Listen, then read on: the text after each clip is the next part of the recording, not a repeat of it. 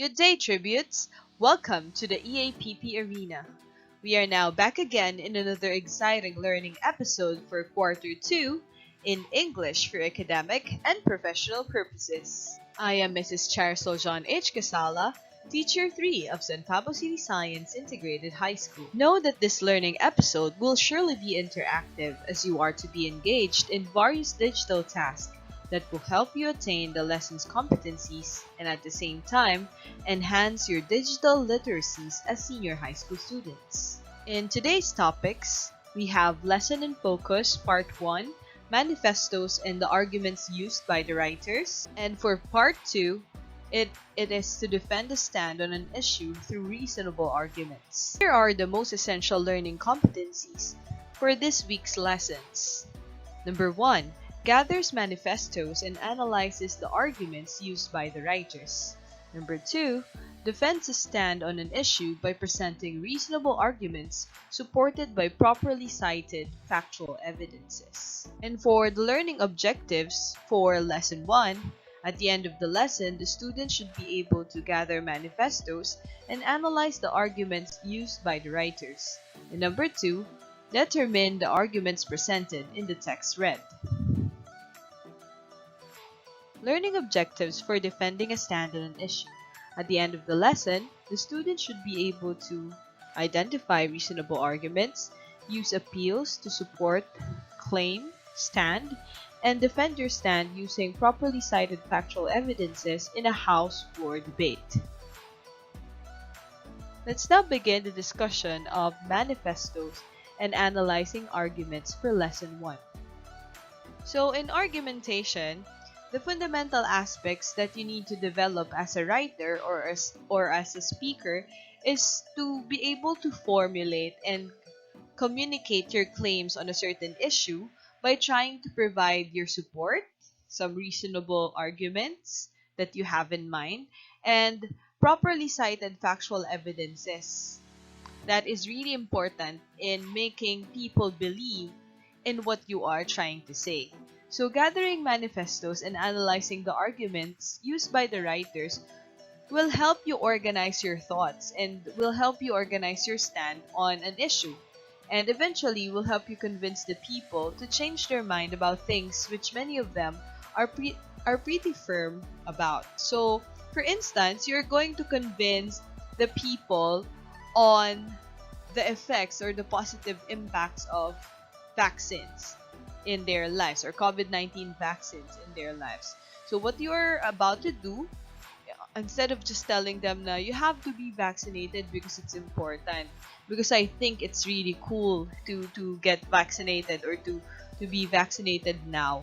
So instead of doing so, instead of just providing your opinions, you have to gather manifestos, or gathering manifestos can actually help you in changing the minds of the people. So all you have to do is to gather manifestos, analyze the arguments presented by the professionals, by scientists, or by maybe professional writers or famous writers or individuals to convince the people on the issue. So in this lesson, you will be taught to master the competency on gathering manifestos and analyzing the arguments used by the writers. But the big question is, have you heard about manifestos? So let's define what manifesto is. Manifesto is a document publicly declaring the position or program of its issuers. It advances a set of ideas, opinions, or views, but it can also lay out a plan of action. While it can address any topic, it most often concerns art, literature, or politics. Manifestos are generally written in the name of group sharing a common perspective, ideology, or purpose rather than in the name of a single individual. So this is actually a document publicly declaring a particular group's position. So it can actually be a book, it can be a journal, it can be in the form of an article, and sometimes it's actually released publicly in public speeches. So manifestos contains the beliefs and opinions and ideas and arguments of a particular group of people. So parang if it's like it can be compared to a research paper in a sense that it contains a lot of evidences about the topic that you're about to the topic that they are studying. But for manifesto, it's more of a societal or political issue being focused upon. So there are some sample manifestos in the Philippines, one of which is the Duterte Manifesto. So for that manifesto, I think someone made a book entitled the Duterte Manifesto, where there is a conglomeration of a lot of encouragement, words of encouragement, and plans for the Philippines that Duterte has, or President Duterte has for the Philippines. We also have the so-called social manifesto for post COVID-19 pandemic, where a group of people believes or attempts to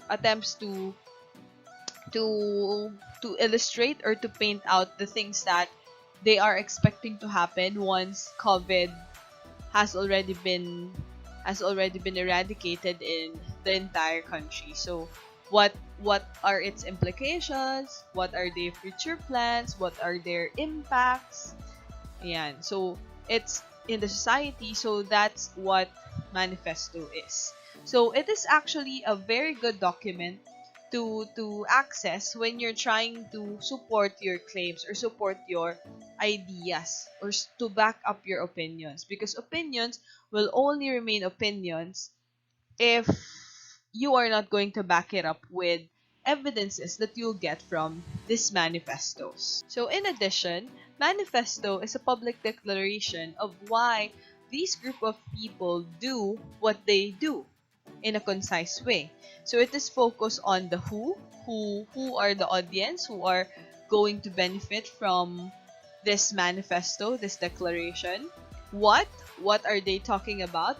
What is it all about? For example, it's the COVID-19 pandemic, the goals of eradicating the COVID-19 pandemic in the country. So we focus on the who are the people in the Philippines, of course, those who are gravely affected by the virus.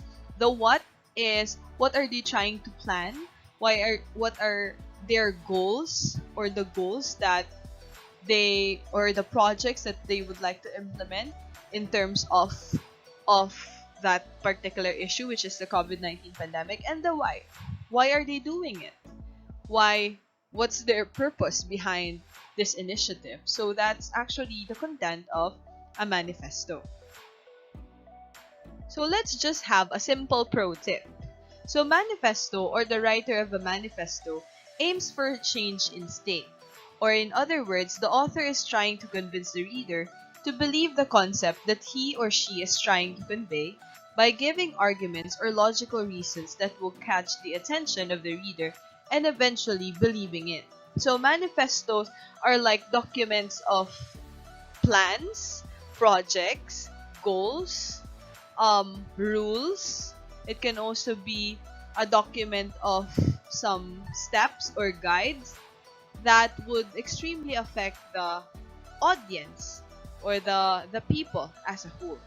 So just like in writing your opinions, in writing opinion articles, your goal is to make the readers believe in your predicaments or in your arguments. That is also the goal of manifestos. To make to aim for change in state, or to make them believe that you are rooting for the goals that you are trying to say in the manifesto. So manifestos can be written in different purposes. So there are three main categories of manifesto, and they differ in terms of the content and the purpose. So we have the goal, number 2 is list and rules, and number 3 world. So when we talk about goal, a goal can be a manifesto when we share it with other people. So it is public, it's a declaration, and it's about what one intends to have happen.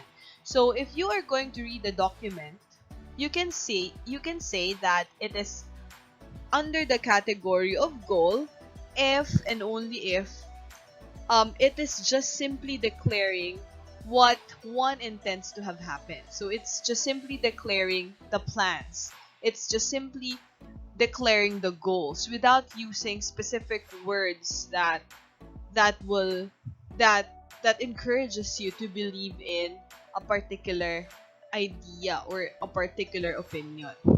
So again, goal is just a declaration of the plans of the project, simply as simple as that. So number 2 is the list of rules. So a manifesto containing set of rules for behaving within a specific context or a list of items to be achieved or tasks to be fulfilled.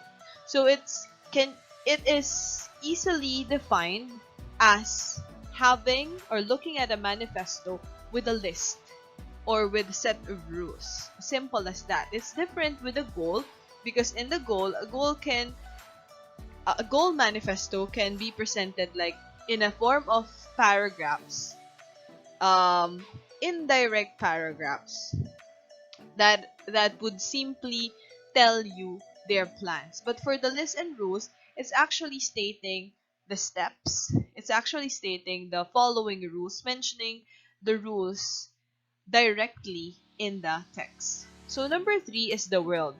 So this type of manifesto aims to create a new world. It's not about simple rules, instead it presents a vision for the future.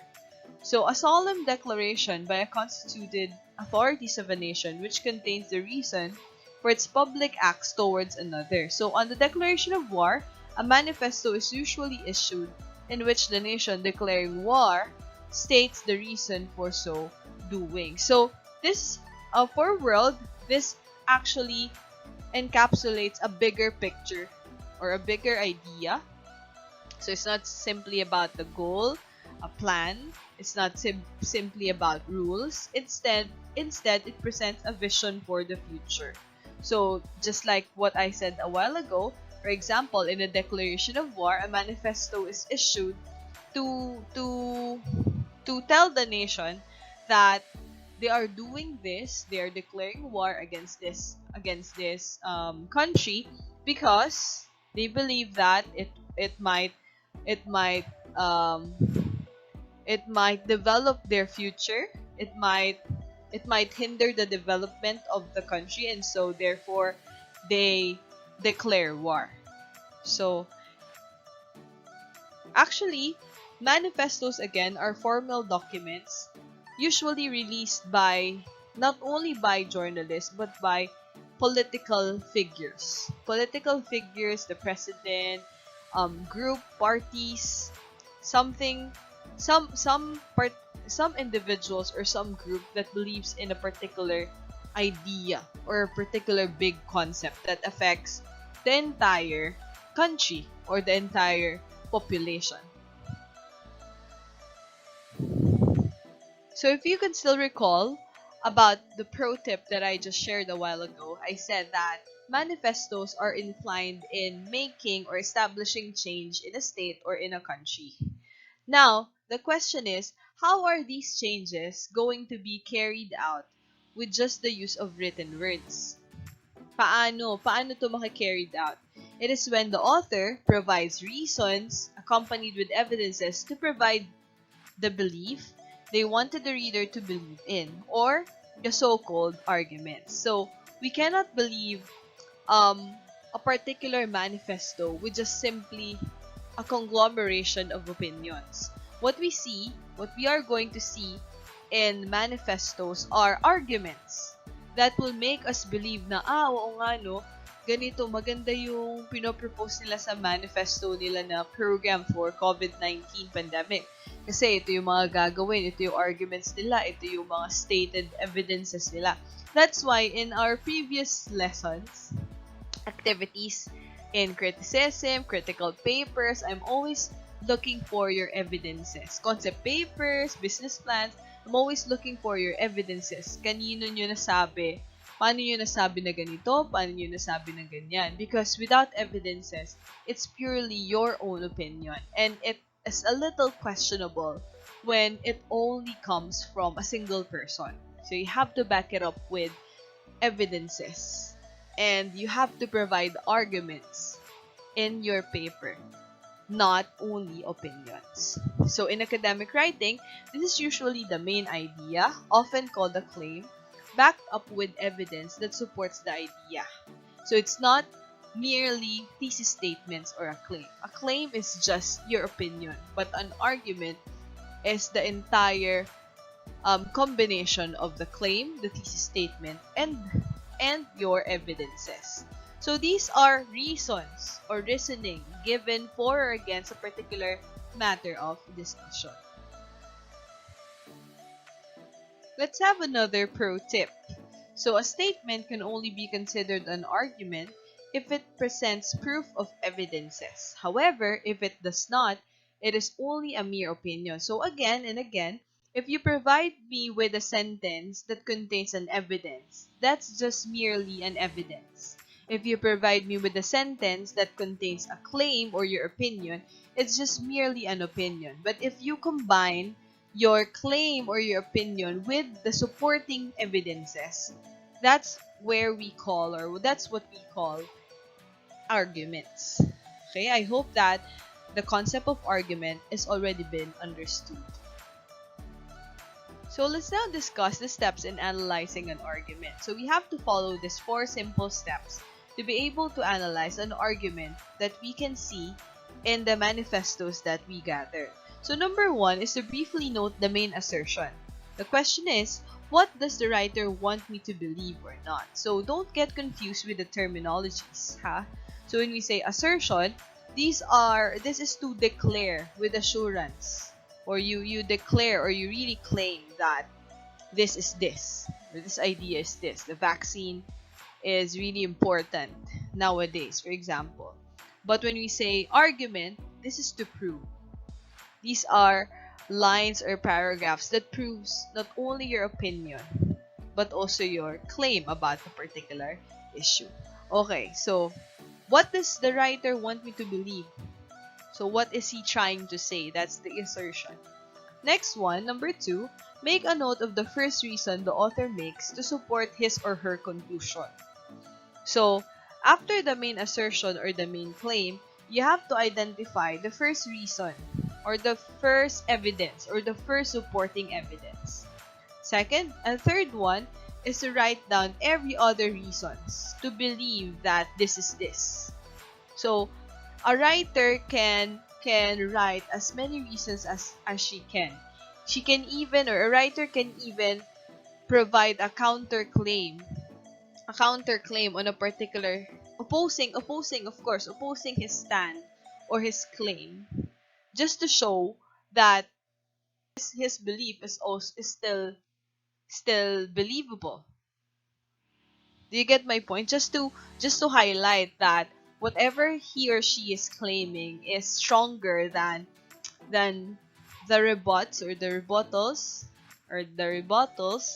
of the other people or the opposing side. And lastly, underline the most important reason of all, because in underlining the most important reason, I think that's actually the best argument or the best evidence to include in the argument. So again, briefly note the main assertion or the claim, identify the first reason the author makes. Why do you need to identify the first reason first? For you to be knowledgeable enough with the path of the author's idea. Saan ba pupunta? Is he against or not in a particular issue? Write down every other reason so that you'll be able to believe or to not believe his stand, and underline the most important reason so that when you try to apply it or to use it in, for example, in class or in debates or in your papers, you will be able to highlight the most important reason or evidence that you might include in your write-up. So that's it.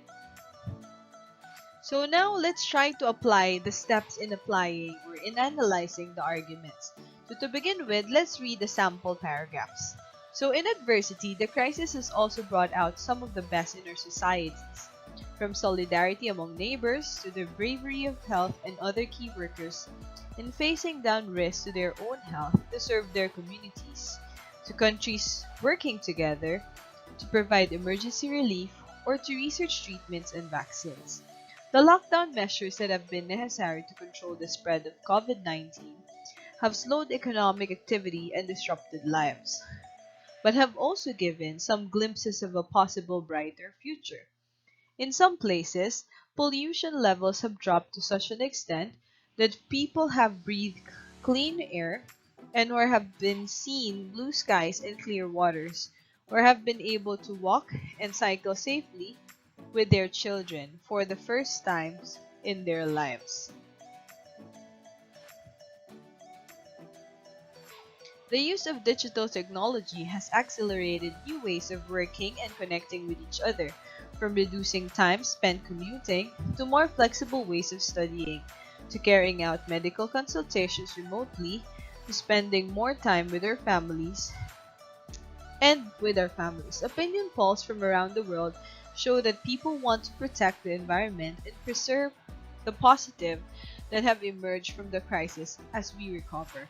So if you want to learn more about the analysis of the arguments, what I would like you to do is take a screenshot of the first two example paragraphs so that when I explain the steps, you will be able to follow. So let's now apply the steps in analyzing the argument. So step 1 is to identify the arguments or the assertion of the author. So the argument that the author wanted the reader to believe in is that COVID-19 pandemic has brought about positive effects. So it's not literally mentioned in the paragraphs that COVID-19 pandemic has brought about positive effects. But looking upon the sentences, the evidences, and the entire thought of the text, you can simply say that it's actually tackling the positive impact of COVID-19 pandemic. So please be aware of that. So some assertions and arguments, most of the assertions of the author are not directly stated. Unlike thesis statements, unlike claims, they are seen already in the paragraph. So it's what you can say about the text that you've read after reading it. That's actually what an assertion is. What the author is trying to say after you have finished the entire written text. So step 2, the first reason the author used to support his argument is solidarity among neighbors with the bravery of health and other key workers up to the emergency relief or to research treatments and vaccines. So it's kinda providing some pictures of positive effects or impacts of the COVID-19 pandemic. So for step 3, list down other reasons and evidences. So pollution levels have dropped where people have breathed fresh air, have seen blue skies and clear waters. Reduced time spent commuting and flexible ways of studying because of digital connecting with each other. We have spending a lot of time with families, raise awareness. So that's it. For step 4, that's actually the final reason. Identify the most important reason of all.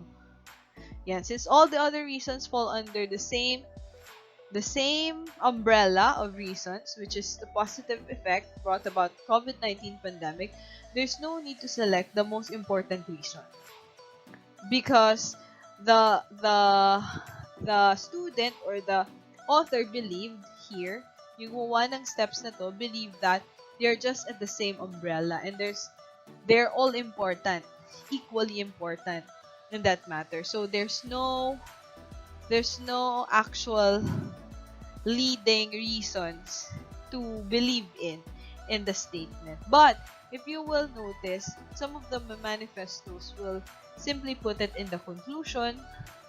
You will simply notice based on the length of its elaboration na mas importante itong supporting detail na ito or evidence na ito because it has been mentioned and supported by many other references.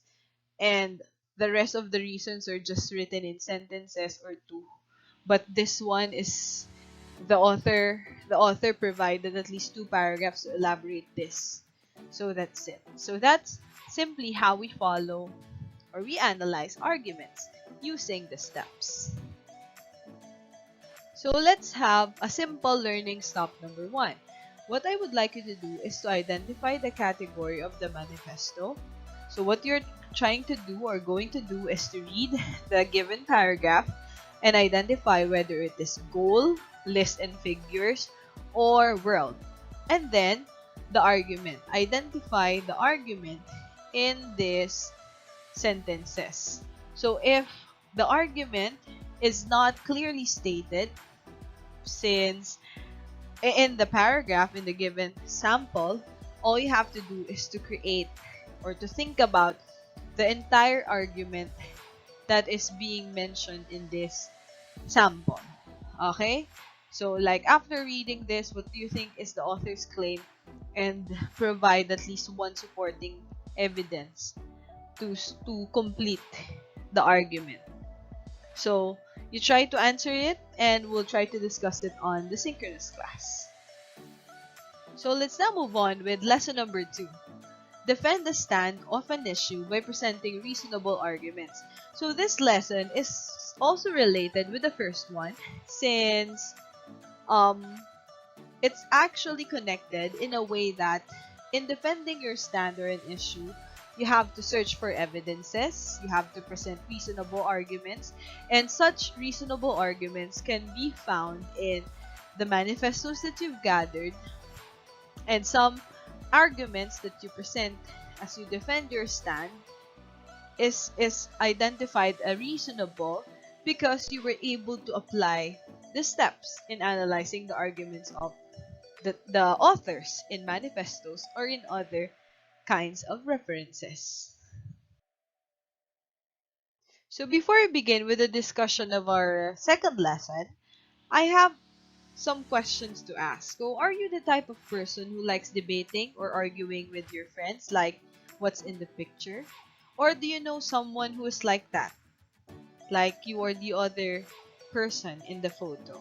So whether you enjoy the challenge of getting into an argument or not, argumentation is part of our day-to-day living. So we expect clashes of views and opinions because we differ in our insights, we have individual differences, we have different opinions about a particular issue. So we encounter arguments, whether oral or written, all the time. And sometimes we are not aware of how much they influence us. So this might be a good time, or this lesson, or this time, may be a good time for you to sit back and reflect for a bit and ask yourself the following questions. Should I really believe these claims?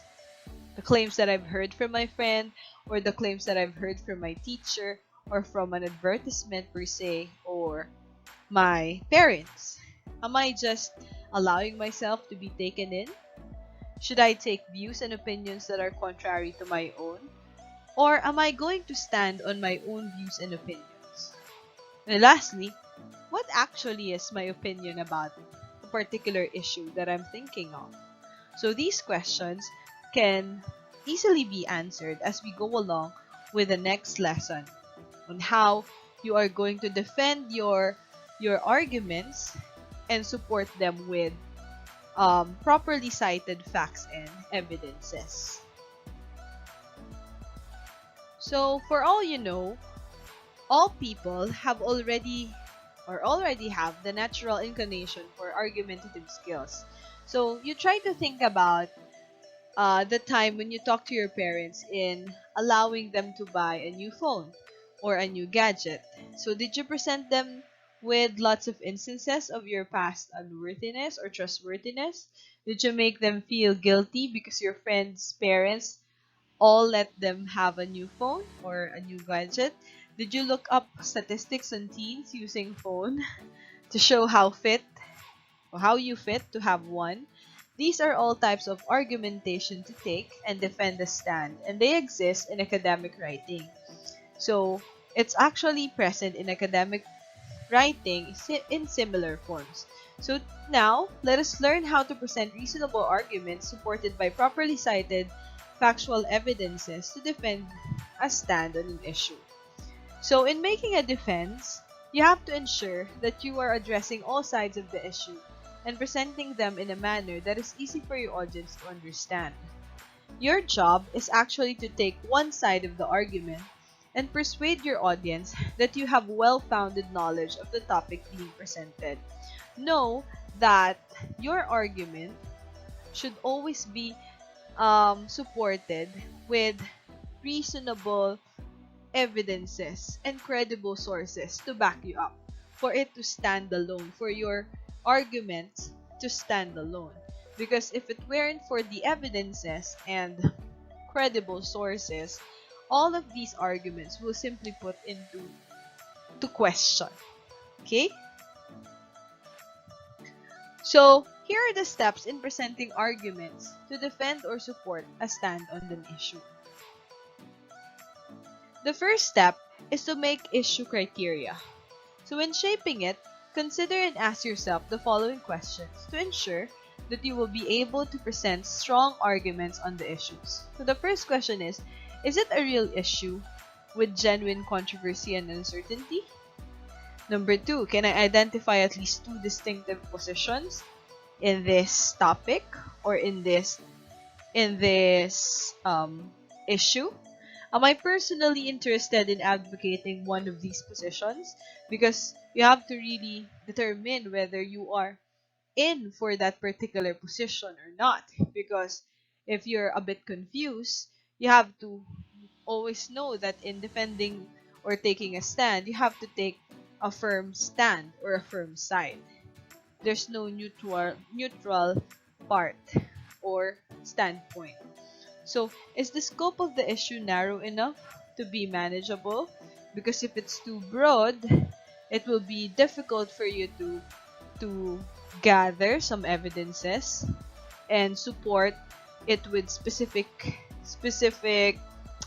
details and arguments, since you will be bombarded, you will be overwhelmed with a lot of things that you cannot contain all your arguments in one paragraph or two. So, step 2, collect evidences from properly cited sources. Okay? So, before deciding on a stand to defend, you should do some research on the subject matter. So, if you have this assignment, for example, an academic writing task, where you are to think of your position or your side, first things first, you have to determine your claim. What do you believe in? And then try to find or collect evidences from some sources. But if you feel like you are still not aware of the issue and you still cannot provide your own idea about it, your own stand about it, it's time for you to try to collect evidences so that when you read the arguments, when you read the claims and arguments of other writers and other credible sources, you'll be able to weigh on things na I would love to be for this issue, not against this issue, because there's more pros than cons in this part. So first, you have to do research on the subject matter. Listing the pro and con sides of the topic will help you examine your ability to support your counterclaims, along with a list of supporting evidence for both sides. So you will find many different kinds of evidentiary sources, and you can find it anywhere, everywhere actually.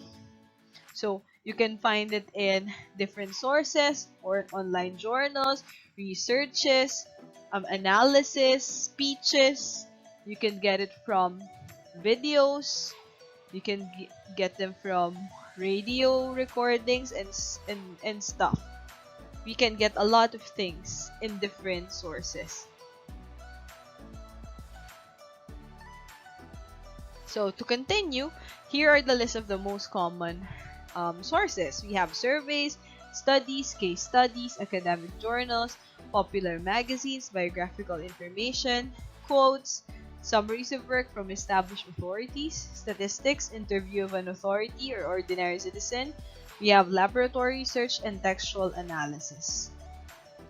These are all sources. It's up to you to decide and match the issue that is being asked of you to the sources that you are about to consult.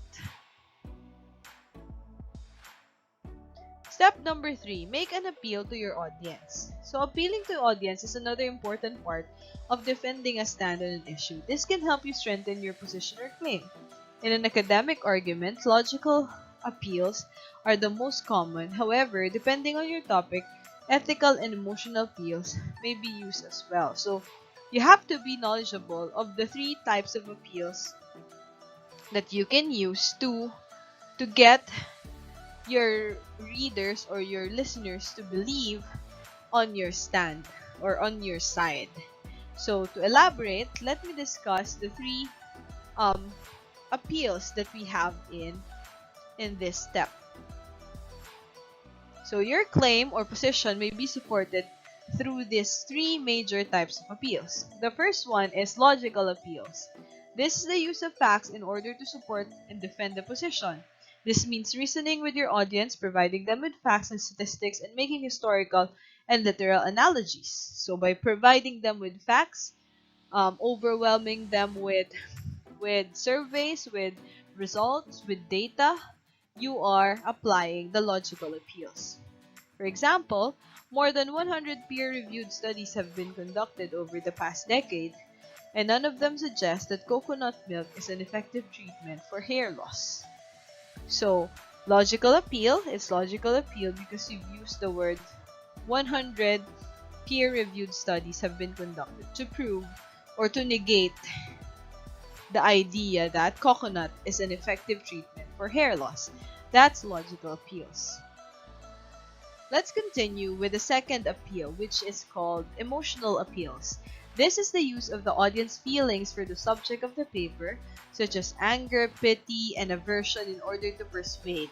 It may also refer to the values of the reader that the reader may identify with, such as importance as family ties, hospitality, and bayanihan spirit. It's like an appeal that you put or that you apply straight to the hearts of your listeners or your readers. So by attacking their emotions, by trying to touch or tap the emotional side of people, you'll be able to persuade. Okay, for example, how can you say that the government shouldn't censor the internet? Think of poor children who might be exposed to inappropriate content. So their love for children or their concern for children may be an emotional attack or may be a good emotional strategy. So this type of argument attempts to elicit a strong emotional response, since people will generally want to protect children and since no one wants to adopt a stance that will purportedly harm them. So of course, who wants to harm children, right? So yun, by attacking, by putting the idea on poor children, by citing them in your arguments, you're touching the emotions of your readers.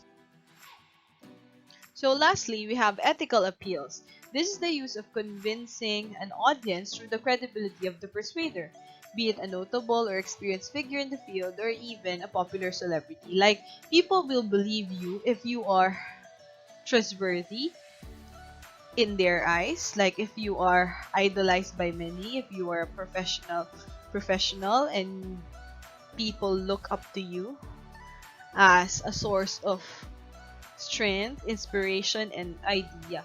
So for example, as a doctor, I'm qualified to tell you that this course of treatment will likely generate the best results. Of course, ethical appeals. If you are trying to explain vaccines, we are trying to believe in scientists, doctors, suggestions about it. But if other figures that is not related to health and safety or vaccines might be, of course, people will doubt you a bit because of this issue. So, under ethical appeals, people tend to believe the opinions of doctors in the matter of medical treatments. So the audience considered the argument because of the credibility of the speaker. So that's it. Step number 4 is to organize your viewpoints or arguments. Of course, it's not enough that you have gathered idea. It's not enough that you have collected evidences. Of course, for you to successfully defend yourselves, you have to organize your viewpoints and arguments before sharing it to the audience or before sharing it to the readers. So in doing so, you're typically asked to take a position on an issue or topic and explain and support your position with reliable and credible sources. The argument you are making should be clear within your thesis statement, and you should have several reasons or points of discussion to support the argument. As with all academic writing, you'll need to cite any information that you use from a source. Kasi whatever it is that you put into writing and without proper citation, you are um, claiming that it's written by you personally. So no matter how good you are at paraphrasing, even though you change the idea, but you didn't mention or cited the source, it's still a fact that you plagiarize. So that's it. So in defending your statement or creating your argument or your entire defense, you have to follow the simple outline. So we have Roman numeral number 1, introduction. A. Introduce the topic. B. Provide background of the topic to explain why is it important. And letter C. Assert the thesis or express your viewpoint in an issue. So your introduction has a dual purpose: to indicate both the topic and to arouse your reader's interest. So always remember that when it's an argument, it has to be persuasive in a sense that you're not only to rely or to relay the facts that you have gathered, but also to encourage the readers to believe in your stand or to believe in what you have to say. So one effective way of introducing a topic is to place it in the context, to supply a kind of backdrop that will put it in a perspective, like by providing them with a catchy backgrounder, by providing them, bringing in them into a situation that they really don't want to be in. So discuss the area into which your topics fits and then gradually lead into your specific field of discussion or your thesis statement. So for number 2, we have your arguments. Now it's time for you to create assertions and provide evidences. So look at the samples. So we have assertions, opinion, and then support. Okay? So it's repeated 3 times because in your arguments, supposedly you're expected to provide at least three assertions and supports in your major claim. So we have Roman numeral, we have letter A, assert point. Number 2, number 1, give your educated and informed opinion, and then provide support or proof using more than one source. This is where your properly cited evidence comes in. So that's it. So to give you one example or an explanation of it, so you may have more than one overall points to an argument. Each argument should be supported with properly cited sources. So we have the argument or the assertion, we have your opinion and support, and then assertion again, your opinion, and then your support. So it depends upon the number of reasons or support or assertions that you'll have. Just don't let go of any of these 3. So dapat sama-sama siya to complete the main argument. So if you are going to just put your assertion and your opinion without having to back it up, it's useless. So just like in critical analysis, when you forgot something to provide your opinion, you have provided your analysis but there's no opinion or judgment, I'm always telling you that's not complete. So just the same as the arguments, you have to complete them for it to stand alone. Okay. Number 3, Roman numeral number 3, we have a counter argument. So in putting counter argument, it's based on the quality of the counter arguments that you have. So if you think that the counter arguments is greater than, it weighs bigger, weighs heavier than your argument, I think it's not good for you to include the counter argument, because it will only defeat your purpose of claiming something.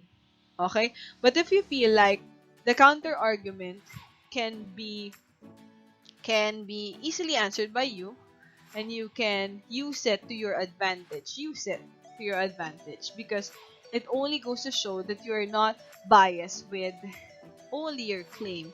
You're trying to expose some of the questions, some of the counterclaims that people have, opposing your stand. Okay, so we have summarize the counterclaim, provide supporting information, refute the counterclaims, don't forget that, refute or defend your claim, bring it back to your claim, and make sure that these arguments will not penetrate the purpose of you trying to persuade the readers, and then give evidence for argument. And lastly, we have conclusion, restate your argument, provide a plan of action, but do not introduce new information. So similar with the critical analysis, there are some in your papers, there are some writers who have still mentioned new things in the conclusion. Always remember that conclusions should only restate what you have included in the body. You should not introduce new information or new ideas in it, because introduction of new ideas is the part is being given or granted to the part of the body of your essay or of your speech. So you can generate counter arguments again by asking yourself what someone who disagrees with you might say about the points that you've made. Okay, and try to refute it and explain why they are mistaken. Okay, and for the conclusion, be sure that it's concise, it's consistent, it's related to the argument, and that's it. You're at the right path. So now you have known that when we are defending a stand on an issue, it is very important you have to organize your arguments clearly. So now, let us try to analyze some reasonable arguments in the following example. So let's practice. So in this practice, you will be able to identify how the sample outline has been followed. So let's imagine that this is the situation. Issue is technology is not good for children. The stand on an issue is on the opposing side.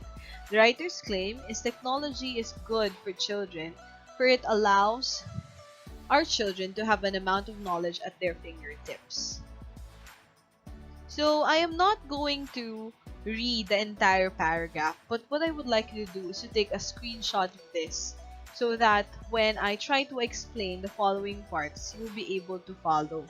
So in this case, in this sample sentence, this is the introductory part of the sentence or of the paragraph or of the text.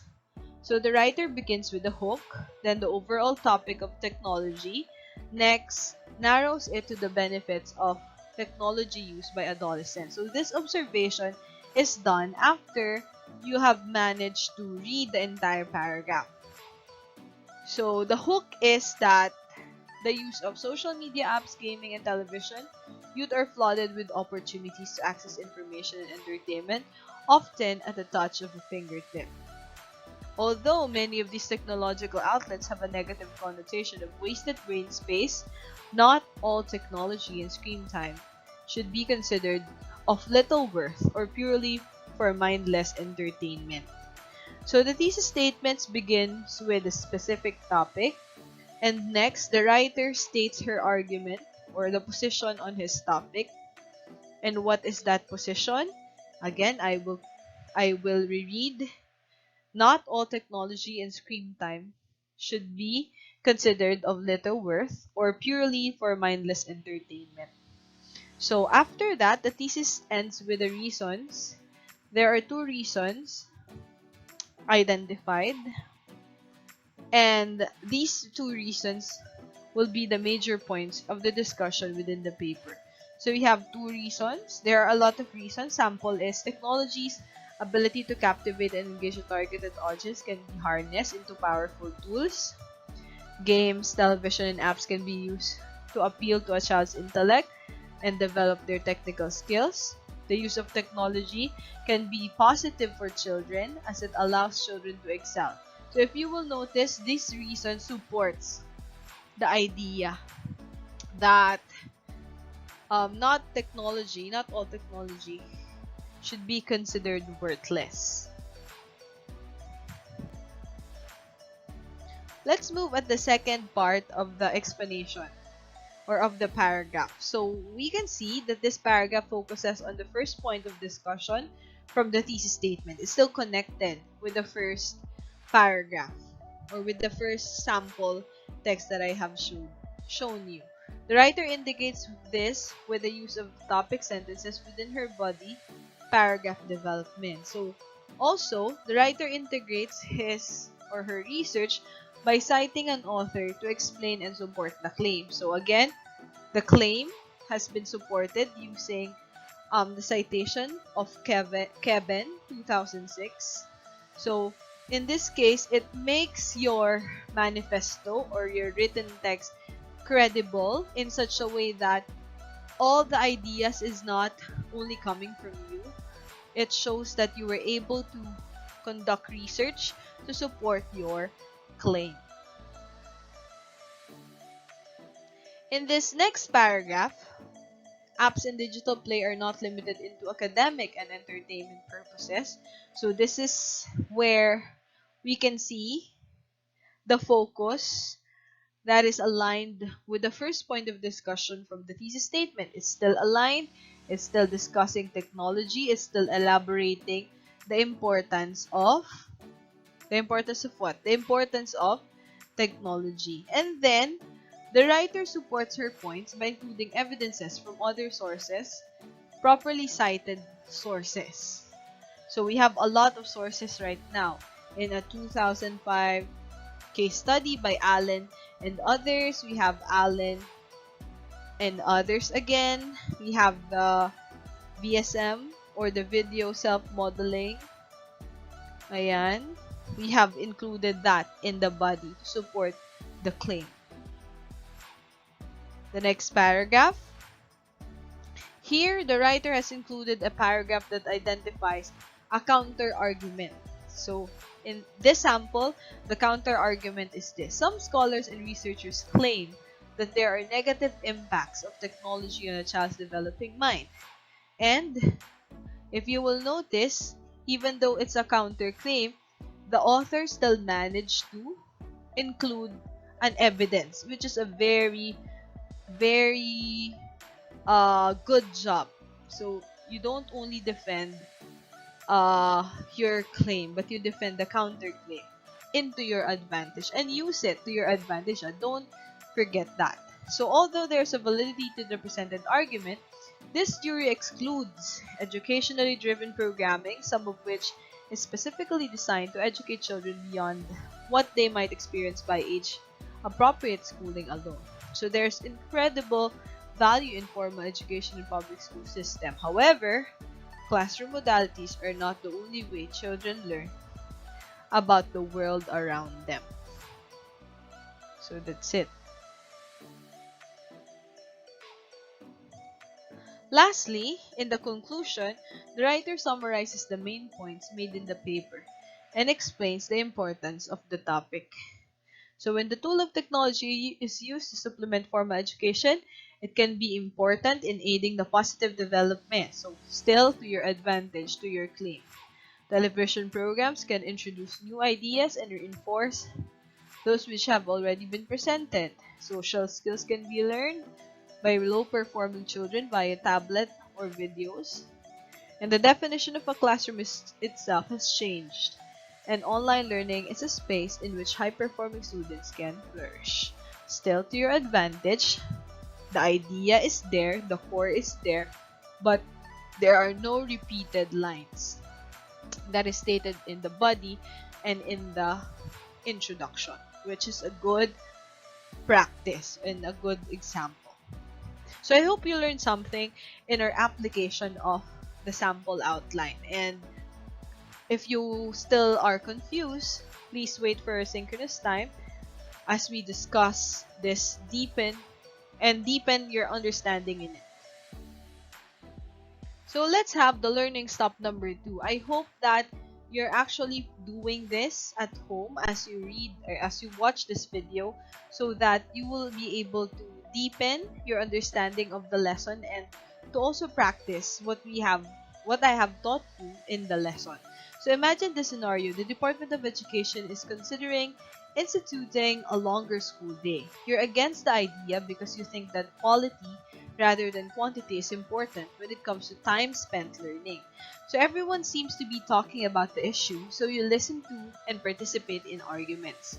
Your task in this exercise that follows is to identify the main appeal being used in each situation. So the appeals are, again, logical, emotional, or ethical. Let's begin. Ethical, emotional, or logical. A friend of yours tells her story. She works hard to keep up her grades and also puts in long hours at home taking care of her younger siblings. She says her opinion on the longer school day is important because she is hardworking individual who knows it would mean trouble for many students like her. Ethical, emotional, or logical? Task number 2. Same as the other rules. Identify the appeal in this sample. As a member of the newspaper staff, you are charged with researching information that will help students decide whether a longer school day will be helpful to them. You give them examples of the research you have conducted as you have researched or reached your conclusion. What do you think is the appeal used in here? Let's all find out as we meet in the synchronous class. So now that we are finally done with the discussion, let's proceed with the digital task. So all you have to do is to access the task of the week by scanning the QR code. So you may scan the QR code right now or try to take a screenshot of this in your phone so that you'll be able to access the instructions of the task for the week. So again, to further deepen our discussion, I would love to see you all present in our synchronous time, scheduled synchronous time. See you there! And that ends our lesson for today. Truly, time runs so fast when we enjoy learning. I'm sure that you have learned new things, especially on how to gather manifestos, analyze arguments, and defend your stand using factual evidences and sources. Please be reminded of the digital tasks that you need to accomplish in this lesson. Once again, I am Ma'am Cha and see you all tomorrow for another interesting lesson in English for academic and professional purposes. Thank you for listening.